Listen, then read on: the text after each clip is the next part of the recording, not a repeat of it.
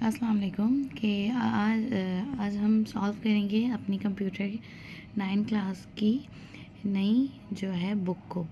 अब आपने ये बिल्कुल परेशान नहीं होना कि नई बुक आई है तो हम क्या करेंगे, सब कुछ चेंज हो गया, ऐसा कुछ नहीं है। थोड़ी सी जो है वो चेंजिंग हुई है आपके पास। तो आज हम बेसिक कॉन्सेप्ट जो है, फंडामेंटल कॉन्सेप्ट्स वही रहेंगे, बाकी जो है कुछ कुछ चीज़ें चेंज होंगी। अब देखते हैं कि बुक के अंदर उन्होंने चेंजिंग क्या की है। तो फर्स्ट चैप्टर में इसीलिए इस बुक से जो है वो इसका रिवीजन करवाऊंगी आपको मैंने रिवीजन करवाना है इस बुक का। ये आप देख सकते हैं कि ये जो है सारी चीज़ें लिखी हुई हैं न्यू बुक की। इसमें बेसिक चेंजिंग नहीं होंगी, अदरवाइज़ थोड़ी बहुत चेंजिंग होगी। सबसे पहले हम टेबल ऑफ कंटेंट की तरफ चलते हैं और देखते हैं कि इसमें कितने चैप्टर्स हैं। तो जनाब, आपकी बुक के अंदर जो हैं इसमें 7 चैप्टर ऐड किए गए हैं। लास्ट बुक में भी 7 to 8 चैप्टर्स है, इसमें भी 7 चैप्टर्स दिए गए हैं, जबकि पहली बुक में 8 थे। कंटेंट्स वही हैं। पहला चैप्टर फंडामेंटल ऑफ कंप्यूटर है, जो कि इसकी बुनियाद के बारे में आपको बताया जाएगा। उसके बाद second chapter fundamental of operating system है। थर्ड चैप्टर ऑफिस ऑटोमेशन है। Data communication and computer network, और नेटवर्क भी ऐड हुआ है, लेकिन पिछली बार ऐसा कुछ नहीं था। इसके अलावा कंप्यूटर सिक्योरिटी एंड एथिक्स का, ये भी नेटवर्किंग से रिलेटेड है। फिर वेब डेवलपमेंट जो है वो बहुत अच्छा चैप्टर ऐड किया है। और लास्ट में इंट्रोडक्शन टू डेटाबेस सिस्टम। अच्छी बुक है और इंशाल्लाह ताला इसको स्टडी करेंगे और नए कॉन्सेप्ट आपसे इसको जो है वो सीखने को मिलेंगे। फर्स्ट चैप्टर की तरफ आ जाते हैं, जो कि फंडामेंटल ऑफ कंप्यूटर का है। फंडामेंटल ऑफ कंप्यूटर्स में जो है रिवीजन करा देते हैं, क्योंकि हम फर्स्ट चैप्टर हम पढ़ चुके हैं।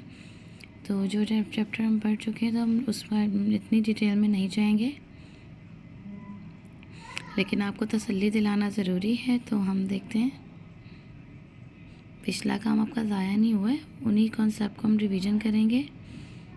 अगर किसी बच्चे का कोई कॉन्सेप्ट क्लियर नहीं है तो वो जो है इसी उसमें वीडियो के साथ रहेगा। आप सब्सक्राइब करेंगे तो आपको आगे की वीडियोस जो मिलती रहेंगी और आगे के तमाम नोटिफिकेशन आपके पास जो है वो आते रहेंगे। तो शुरुआत करते हैं पहले चैप्टर से।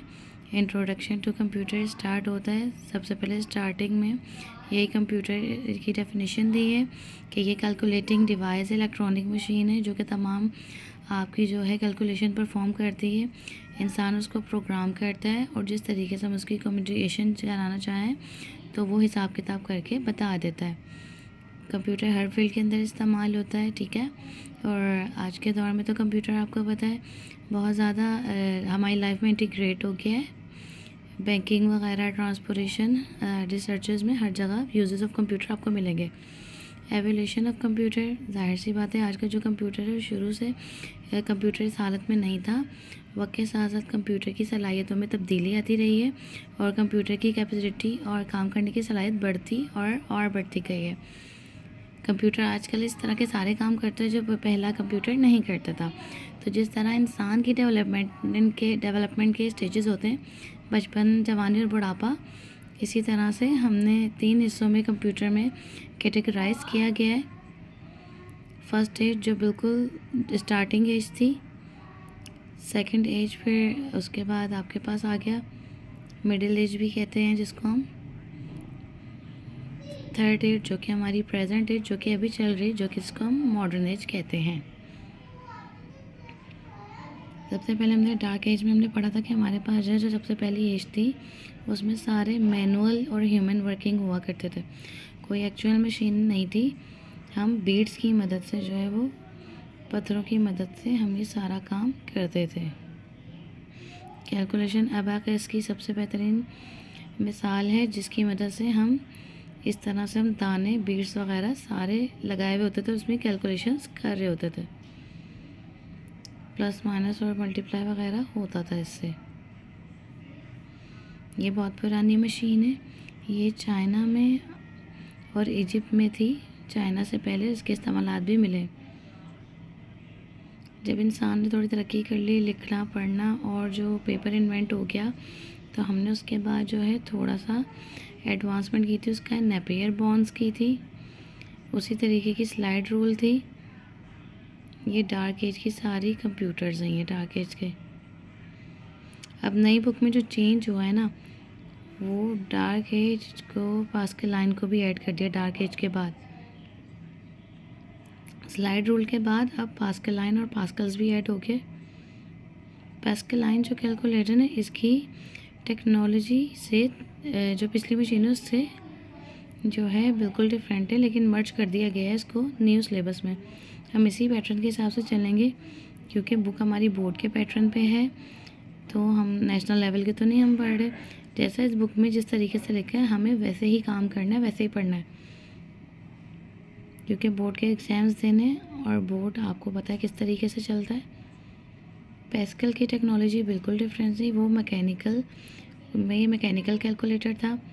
इसको कंप्यूटेशनल डिवाइस बनाई थी, फिर इसमें मैकेनिकल उसमें जो है वो कैलकुलेटर में इम्प्रूवमेंट हुई थी, और लेबनिज़ आ गया फिर उसके बाद, जो कि इसका एडवांस कैलकुलेटर था। लेबनिज़ ने पेल्कस का कैलकुलेटर इम्प्रूव किया था।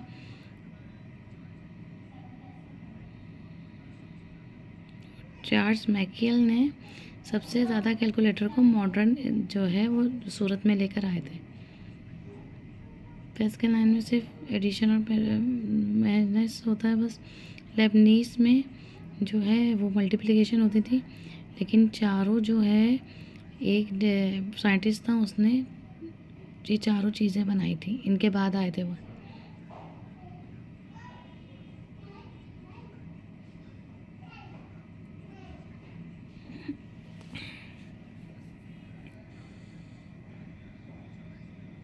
एबाकस से लेके चार्ल्स बेबेज के दौर तक जो है वो ले गए। इसने कंप्यूटर तक जाए, जो मेन मॉडर्न का जो कंसेप्ट था मॉडर्न, वो इन्होंने दिया था।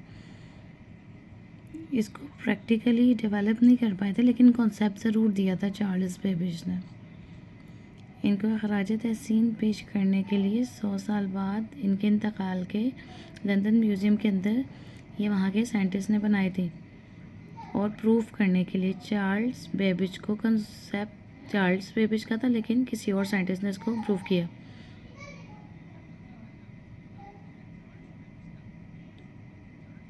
एबाकस से लेके चार्ल्स बेबेज तक जितने भी हैं वो सब डार्क एज में काउंट होंगे। ओके, उसके पास आ जाता है इलेक्ट्रोमैकेनिकल एज। इसको मिडिल एज का नाम दिया गया है, और ये मिड ऑफ 90 सेंचुरी से स्टार्ट होती है। इस एज में इन्होंने सिर्फ एक मशीन का जिक्र किया है। यही वो एज थी जिसमें पंच कार्ड का जो है इसमें कॉन्सेप्ट जो है वो हुआ था।